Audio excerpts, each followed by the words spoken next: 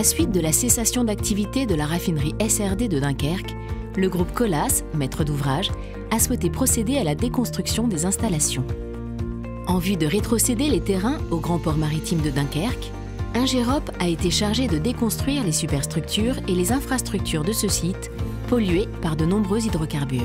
Le challenge, c'était de maîtriser l'opération de déconstruction d'une raffinerie qui fait 100 hectares, composée de 280 cuves, de 300 km de tuyauterie, d'installations chimiques à risque, Céveso et ICPE, donc classées pour la protection de l'environnement, et de mener cette opération à bien en vue de faire table rase du passé. On n'en rencontre pas tout le temps des projets de ce type, surtout en déconstruction, donc ça a été en son temps le projet le plus gros de déconstruction en France. L'approche retenue a été vraiment la mise en œuvre d'une véritable ingénierie de la déconstruction. La préparation a duré 14 mois d'études en tant que telles, et de travaux préparatoires, et les travaux de déconstruction à proprement parler 19 mois. Donc on est sur une opération globale de 33 mois entre le début de notre intervention et le départ du dernier camion de ferraille. Alors l'une des grandes problématiques qu'on a rencontrées sur le site, c'est effectivement l'état de la raffinerie qui était normalement propre. Les contraintes, elles étaient nombreuses. La première, c'est le volume d'amiante présent sur site. Il n'y en avait pas forcément beaucoup, mais il y en avait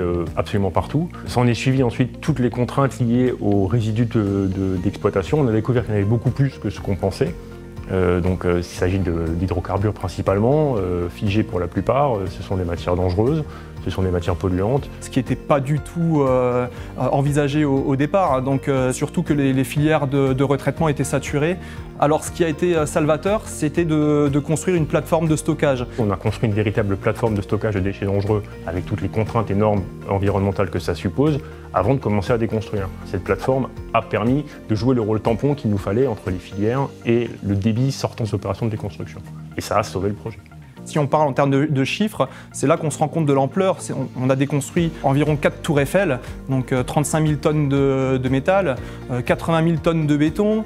On s'est retrouvé avec 2000 tonnes d'hydrocarbures, et dont certains qui étaient figés.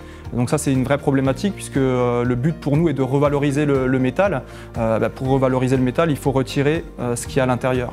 Donc on a innové en mettant en place ce qu'on a appelé un fondoir, une cocotte minute. Donc en fait, la méthodologie était la suivante. On venait découper la tuyauterie sur des tronçons de 8 mètres.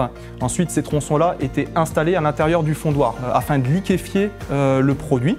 Et d'un côté, nous récupérions le produit, et de l'autre, les tuyauteries métal qui étaient celles-ci revalorisées. L'innovation, elle a été vraiment dans les méthodes mises en œuvre pour faire face à l'ampleur et aux inconnus de l'opération. On a expliqué au bout de 6 mois d'études combien ça allait coûter, combien de temps ça allait durer, et à la fin, ça a coûté ce qui était prévu, et ça a duré le temps prévu.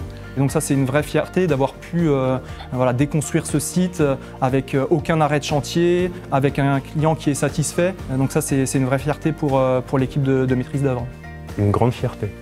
Une grande fierté d'avoir participé à ce projet, de l'avoir mené à bien, d'en avoir fait une opération de référence en déconstruction de sites chimiques et de sites à risque. Puis d'avoir participé à un chantier de cette ampleur-là, c'est quelque chose pour un ingénieur qui est absolument formidable.